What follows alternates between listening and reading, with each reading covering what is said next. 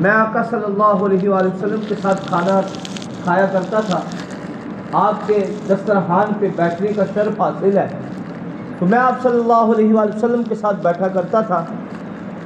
تو مجھے حضور علیہ الصلوۃ والسلام نے منع فرمایا.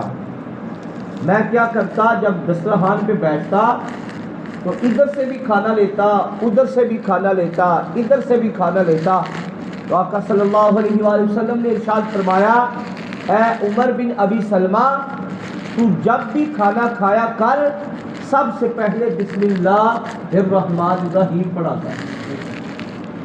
پھر فرمایا کہ تو دائیں ہاتھ سے کھایا کر. آگے آقا صلی اللہ علیہ وآلہ وسلم نے ارشاد فرمایا کہ جب بھی کھانا کھایا کر تو اپنے سامنے سے کھایا کر، کسی کے سامنے سے نہ کھایا کر. تو آپ فرماتے ہیں میں حضور علیہ الصلوۃ والسلام